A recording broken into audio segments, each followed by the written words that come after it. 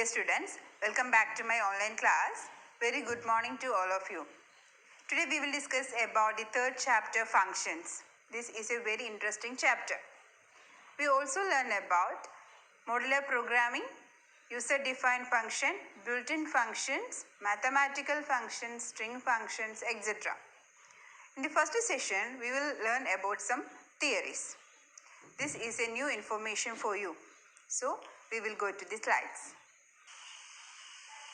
Functions.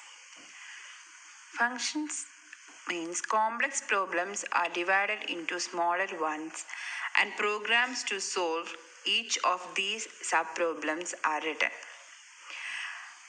That is, we break the larger programs into smaller subprograms. Okay? In C++, function is a way to divide large programs into smaller subprograms. Each of them is assigned with a specific task and they are stored in header files. So, in C++, function is that it is a way to divide large programs into smaller subprograms. That is, each of them is assigned with a specific task and stored in header files. Third chapter is functions ആണ്. So ഇവിടെ നമ്മൾ പഠിക്കുന്നത് ഈ ചാപ്റ്ററിൽ നമുക്കറിയാം C++ എന്ന് പറയുന്നത് set of programmes ആണ്. അപ്പോൾ ലാർജ് പ്രോഗ്രാംസിനെ ഡിവൈഡ് ചെയ്തിട്ട് സ്മോൾ പ്രോഗ്രാം ആക്കിയിട്ട് ഉപയോഗിക്കാൻ പറ്റും. ഓക്കെ, അപ്പോൾ അതിൻ്റെ കോംപ്ലക്സിറ്റി കുറയ്ക്കുന്നു. അങ്ങനെ ഒരുപാട് പ്രോപ്പർട്ടീസ് ഉണ്ട് അങ്ങനെ ചെയ്യുമ്പോൾ. അപ്പോൾ ഇവിടെ പറയുന്നത് എന്താണെന്ന് വെച്ച് കഴിഞ്ഞാൽ നമ്മൾ ഈ ചാപ്റ്ററിൽ പഠിക്കുന്നത് ഫങ്ഷൻസ് എന്താണ് എന്നാണ്. ലാർജ് പ്രോഗ്രാംസിന് C++ൽ നമുക്കറിയാം എന്തിനാണ് പ്രോഗ്രാംസ്, നമ്മൾ കുറേ പ്രോഗ്രാംസ് എഴുതി പഠിക്കുന്നുണ്ട്. അപ്പോൾ അതിൽ ലാർജർ പ്രോഗ്രാംസിനെ ഡിവൈഡ് ചെയ്ത് സ്മോൾ പ്രോഗ്രാം ആക്കിയിട്ട് അത് ഹെഡർ ഫയൽസ് എന്ന് പറഞ്ഞു കഴിഞ്ഞാൽ എന്താണ്? ഹെഡർ ഫയൽസ് എന്ന് പറഞ്ഞു കഴിഞ്ഞാൽ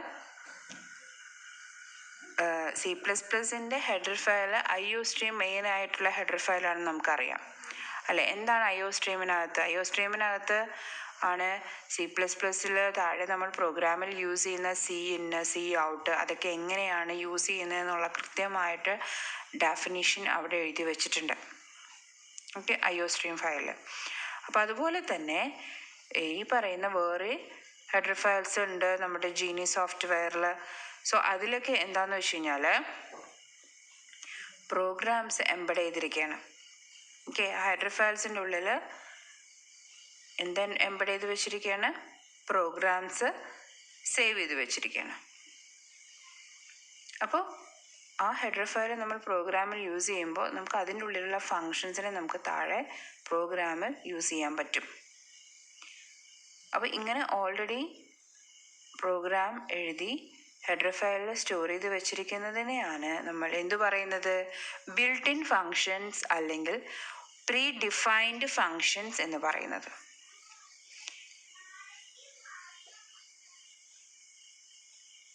ഓക്കെ, എന്താണ് built in functions or pre defined functions? That is നമ്മൾ പ്രോഗ്രാം ചെയ്ത് ഫങ്ഷൻസ് ഓൾറെഡി ഏതിൽ സേവ് ചെയ്ത് വെച്ചിരിക്കുന്നു? നമ്മൾ ജീനി സോഫ്റ്റ്വെയറിൽ ഓൾറെഡി അതിൻ്റെ ഹെഡർ ഫയൽസിൽ സേവ് ചെയ്ത് വെച്ചിട്ടുള്ള ആ പറയുന്ന സം പെർട്ടിക്കുലർ പ്രോഗ്രാംസിനെ സ്മോൾ പ്രോഗ്രാംസ് ഉണ്ട്.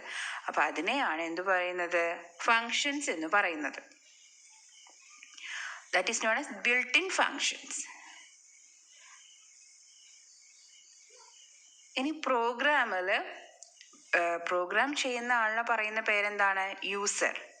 യൂസറിന് തന്നെ പ്രോഗ്രാമിൻ്റെ ഉള്ളിൽ ഫങ്ഷൻസ് എഴുതാൻ പറ്റും. ഫങ്ഷൻ എന്താ സാധാരണ രീതിയിൽ ഫങ്ഷൻ എന്ന് പറയുന്ന പേര് എന്താണ്?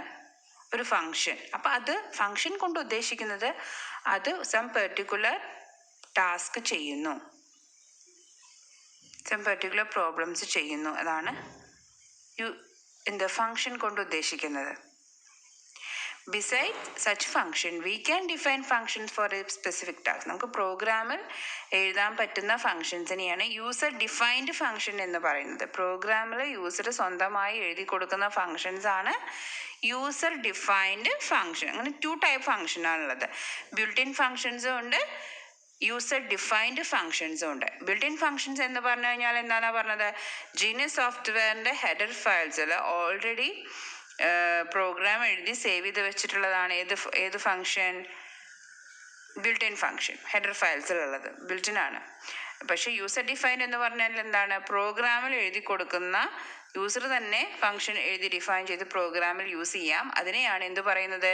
യൂസർ ഡിഫൈൻഡ് ഫങ്ഷൻസ് എന്ന് പറയുന്നത്. Concept of modular programming. അതായത് let us consider the case of a school management software. It is a very large and complex software which may contain many programs for different tasks. അതായത് ഇപ്പോൾ ഒരു സ്കൂളിന് ഒരു software നമുക്ക് ഉണ്ടാക്കി കൊടുക്കണം എന്ന് വിചാരിക്കും. ഇത് മോഡുലാർ പ്രോഗ്രാമിംഗ് എന്താണെന്നാണ് പറയുന്നത്. അപ്പോൾ ഒരു വലിയ സോഫ്റ്റ്വെയർ നമ്മളൊരു നമ്മുടെ സ്കൂളിന് ആവശ്യമായിട്ടുള്ള കാര്യങ്ങൾ എന്തൊക്കെയായിരിക്കും? Admission, evaluation, accounts, staff management, ഇതെല്ലാം ഉണ്ടാകും അല്ലേ? ഓക്കെ, അപ്പോൾ ഇത് അഡ്മിഷനും ഇവാലുവേഷനും അക്കൗണ്ട്സും സ്റ്റാഫ് മാനേജ്മെൻറ്റും എല്ലാം കൂടെ ഒരുമിച്ച് തന്നെ നമ്മൾ ഒരു സോഫ്റ്റ്വെയർ എന്ന് പറയുന്നത്. അപ്പോൾ ഇതിന് സോഫ്റ്റ്വെയർ കിട്ടിക്കഴിഞ്ഞാൽ ഇപ്പോൾ നമ്മൾ ഇങ്ങനെ ഒരു സോഫ്റ്റ്വെയർ ഉണ്ടാക്കണം എന്ന് പറയുമ്പോൾ നമ്മൾ ആദ്യം അതിന് ഡിവൈഡ് ചെയ്യും. എന്തൊക്കെയാക്കി ഡിവൈഡ് ചെയ്യും? അഡ്മിഷൻ ഒരു പാർട്ടാക്കിയിട്ട് അത് കുറച്ച് പേര് ചെയ്യുന്നു, ഇവാലുവേഷൻ വേറെ ഒരു ടീം ചെയ്യുന്നു, അക്കൗണ്ട് സെക്ഷൻ വേറെ വേറെ സെക്ഷൻ ചെയ്യുന്നു, സ്റ്റാഫ് മാനേജ്മെൻറ്റ് സെക്ഷൻ വേറെ കുറച്ച് പേര് ചെയ്യുന്നു. അപ്പോൾ ഇങ്ങനെ ഡിവൈഡ് ചെയ്ത് അവസാനം അവർക്ക് കിട്ടിയിട്ടുള്ള കാര്യങ്ങൾ ആ പ്രോഗ്രാം അവർ ചെയ്തിട്ട് സോഫ്റ്റ്വെയർ ക്രിയേറ്റ് ചെയ്ത് ഇതെല്ലാം കൂടെ ഒരുമിച്ച് ആക്കാൻ പറ്റും.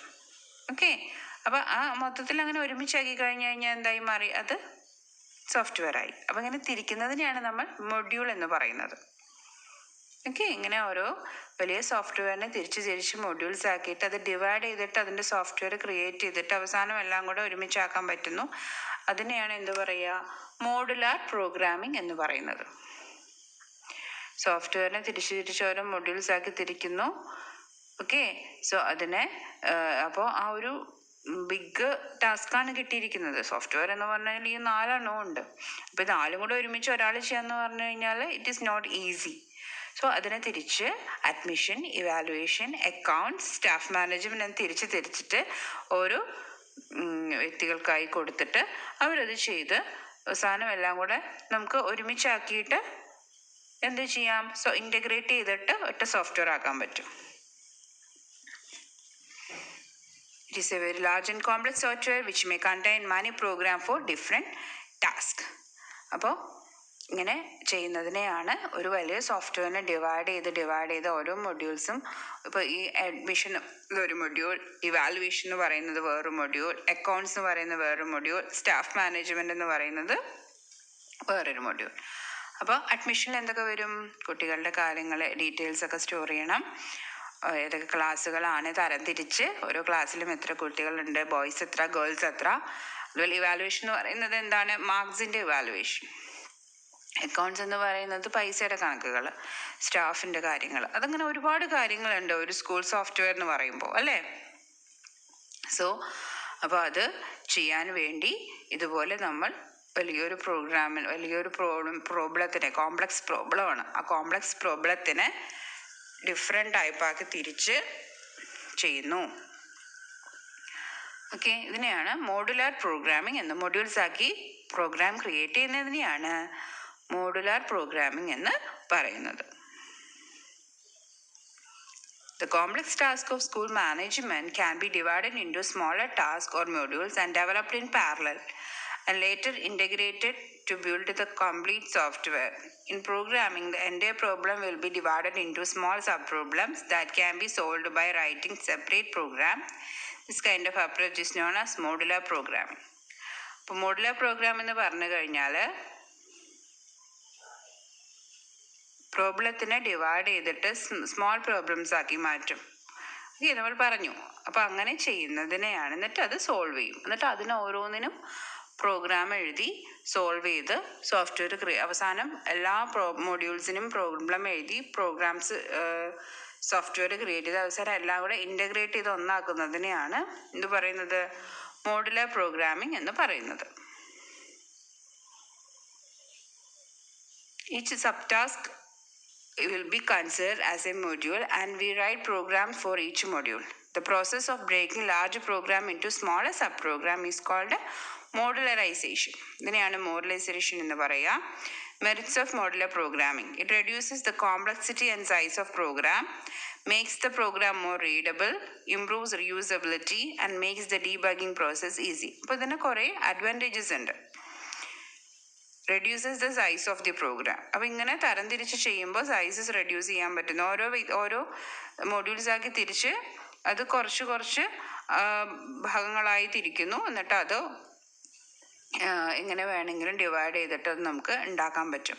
അപ്പോൾ ആദ്യം ഒരു മൊഡ്യൂൾ, അപ്പോൾ reduces the size of the program. പല മൊഡ്യൂൾസ് ആക്കി തിരിക്കുമ്പോൾ പ്രോഗ്രാമിൻ്റെ സൈസ് ഓരോരുത്തർക്ക് കിട്ടുന്ന പ്രോബ്ലം സോൾവ് ചെയ്യേണ്ട അല്ലെങ്കിൽ പ്രോഗ്രാം ക്രിയേറ്റ് ചെയ്ത് ഓരോരുത്തർക്ക് ഓരോ മൊഡ്യൂളായി തിരിച്ചിട്ടാണ് കിട്ടുക. അപ്പോൾ അങ്ങനെ സൈസ് റെഡ്യൂസ് ചെയ്യാൻ പറ്റും. Less chance of error occurrence.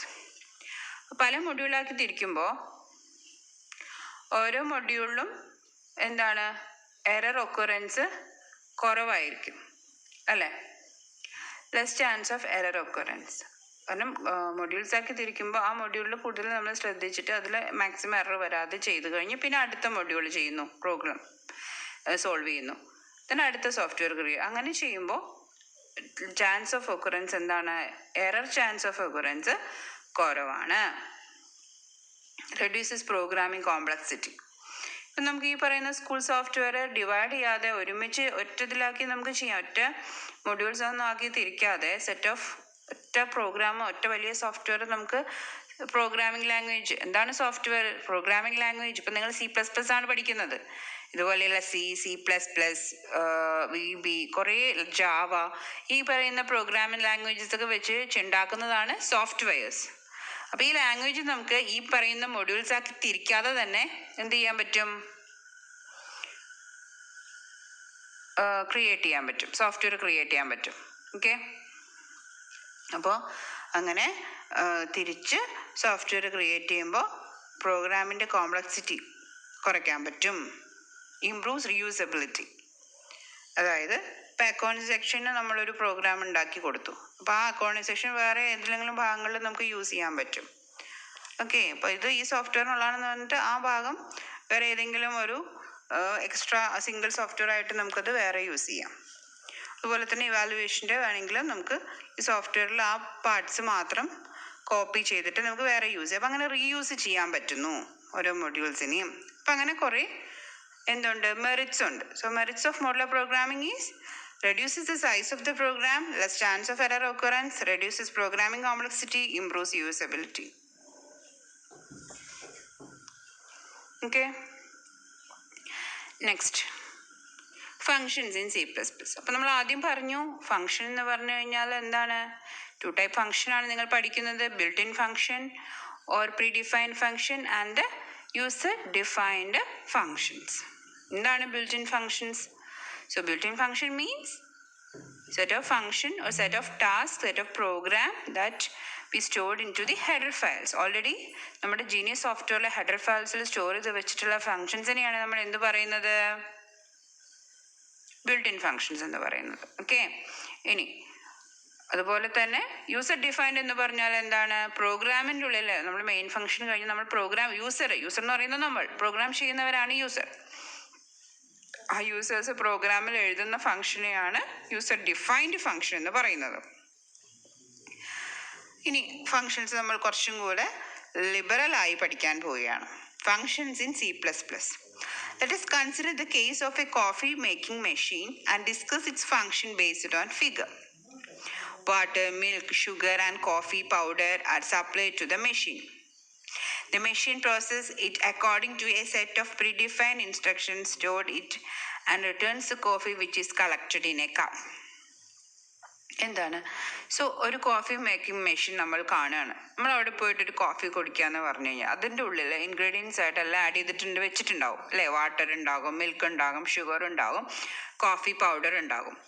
അപ്പോൾ ജസ്റ്റ് നമ്മൾ എന്ത് ചെയ്യുന്നു? ജസ്റ്റ് ഒരു ബട്ടൺ ഞെക്കുമ്പോൾ അതിൽ എല്ലാം കൂടെ ഇൻഗ്രീഡിയൻസ് മിക്സ് ചെയ്ത് നമുക്ക് നമ്മുടെ കപ്പിൽ കോഫി വന്ന് ചേരുകയാണ് ചെയ്യുന്നത്.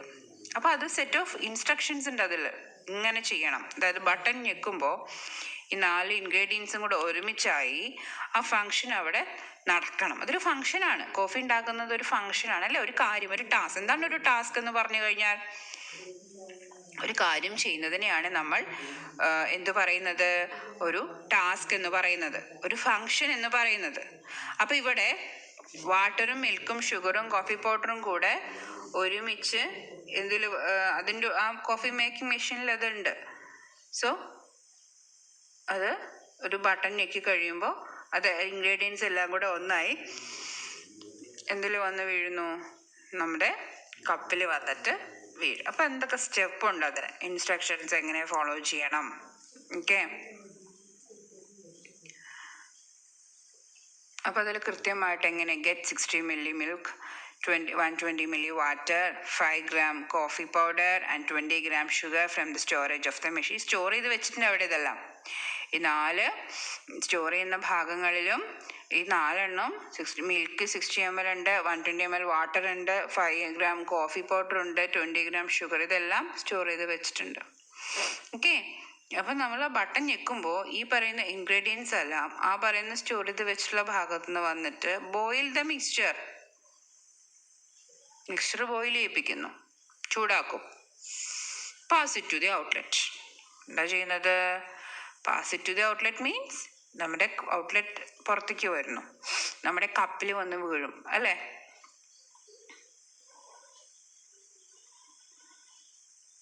Usually there will be a button in the machine to invoke the procedure. Procedure invoke ചെയ്യാൻ there is a button. Okay, when the button is pressed, what happen?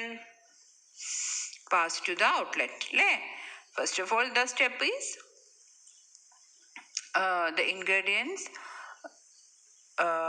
powder and milk, water, powder, sugar from the storage of machine, boil the mixture. അതെല്ലാം കൂടെ എടുത്ത് അവിടെ നിന്ന് വരുന്നിട്ട് അത് boil ചെയ്യിപ്പിക്കുന്നു, ചൂടാക്കുന്നു. Then അത് പുറത്തേക്ക് നമ്മുടെ കോഫിയിൽ വന്ന് വീഴുന്നു, കപ്പിൽ.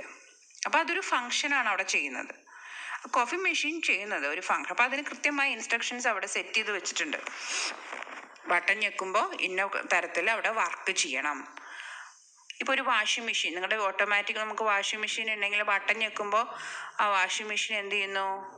ഓട്ടോമാറ്റിക്കായിട്ടും വർക്ക് ചെയ്യാണ് ചെയ്യുന്നത്. ഓക്കെ,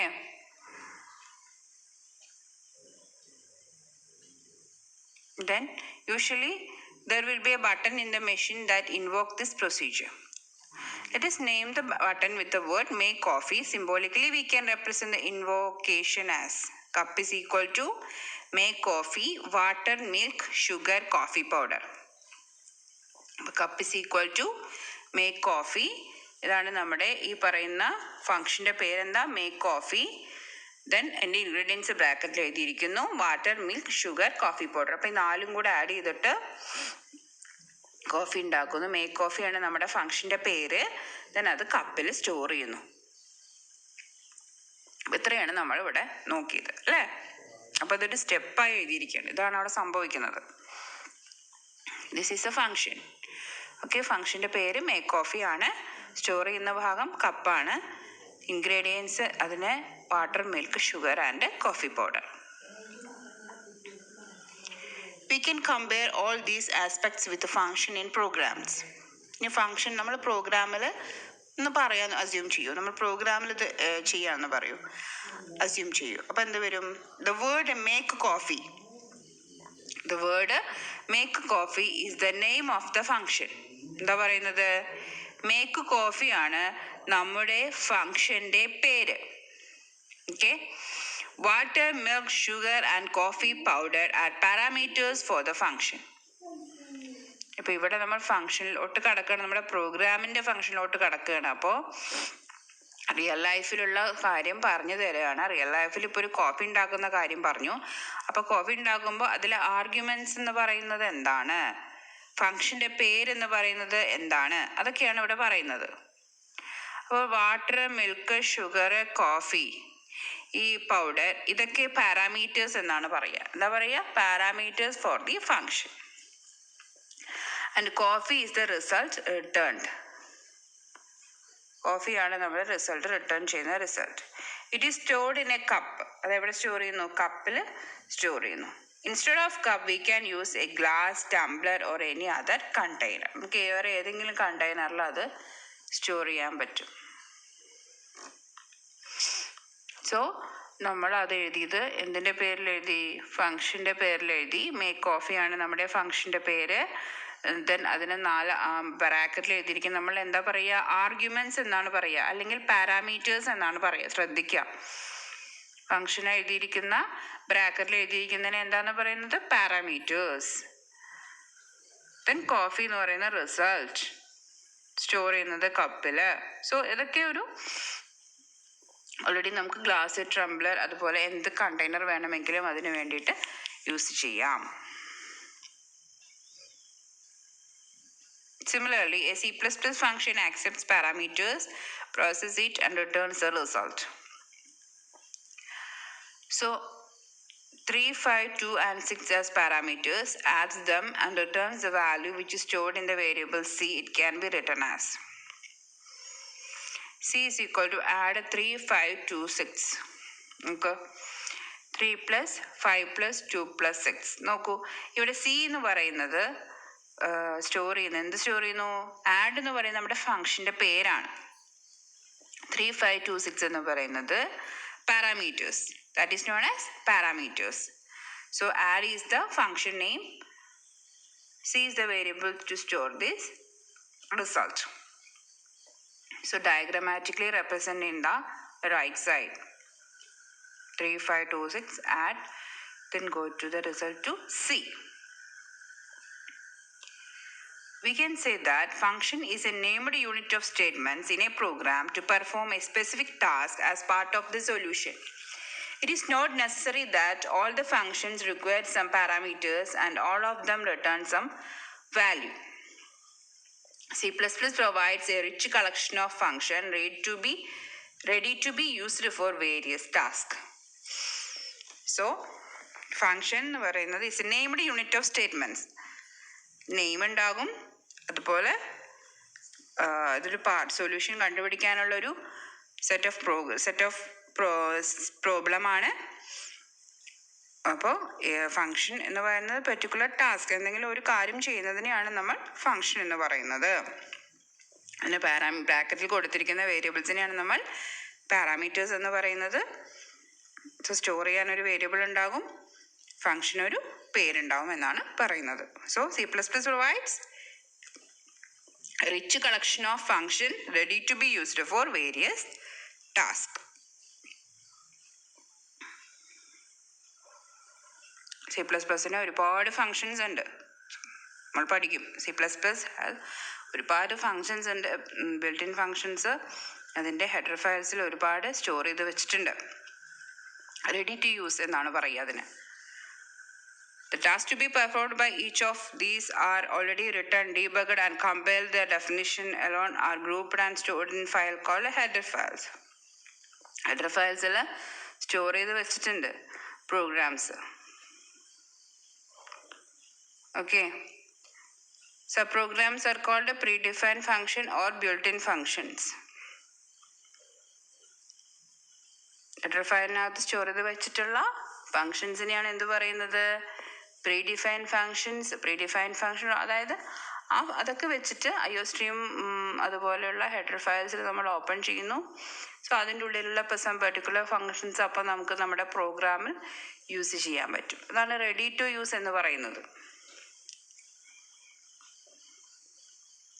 അതുപോലെ യൂസർ ഡിഫൈൻഡ് ഫങ്ഷൻ നമ്മൾ നേരത്തെ പറഞ്ഞിരുന്നു. യൂസർ ഡിഫൈൻഡ് ഫങ്ഷൻസും ഉണ്ട്. എന്താണ് യൂസർ ഡിഫൈൻഡ് ഫങ്ഷൻസ് എന്ന് പറയുന്നത്? പ്രോഗ്രാമിൽ നമ്മൾ സ്വയമായി എഴുതി ക്രിയേറ്റ് ചെയ്ത് യൂസർ തന്നെ ഡിഫൈൻ ചെയ്യുന്ന ഫങ്ഷൻസ് ആണ് യൂസർ ഡിഫൈൻ. പ്രീ ഡിഫൈൻ എന്ന് പറഞ്ഞാൽ ഓൾറെഡി IO_stream ഹെഡർ ഫയൽസിൽ IO_stream is one of the header file. അതുപോലെ വേറെ ഹെഡർ ഫയൽസിൽ സ്റ്റോർ ചെയ്ത് ബിൽഡ് ചെയ്ത് വെച്ചിരിക്കുന്ന ഫങ്ഷൻസ് ഉണ്ട്. അതിൻ്റെ പേര് നമ്മൾ പ്രോഗ്രാമിൽ യൂസ് ചെയ്യുന്നു. ഓൾറെഡി ബിൽഡ് ചെയ്ത് വെച്ചിരിക്കുന്ന ഫയൽസ് ആണ് ബിൽറ്റ് ഇൻ ഫങ്ഷൻസ്. ഇവിടെ യൂസർ ഡിഫൈൻ എന്ന് പറയുന്നത് നോക്കൂ, C++ provides the facility to create our own function for some specific task. യൂസറിന് തന്നെ സ്പെസിഫിക് ടാസ്കിൽ ഫങ്ഷൻസ് ക്രിയേറ്റ് ചെയ്യാൻ പറ്റുന്ന പ്രോഗ്രാമിൽ അതിനെയാണ് യൂസർ ഡിഫൈൻഡ് ഫങ്ഷൻസ് എന്ന് പറയുക. Everything related to a function such as the task to be carried out, the name and data required are decided by the user and hence they are known as user defined function. Okay, so പ്രോഗ്രാമിൽ user തന്നെ define ചെയ്യുന്ന functions ആണ് user defined functions. That's all. Thank you.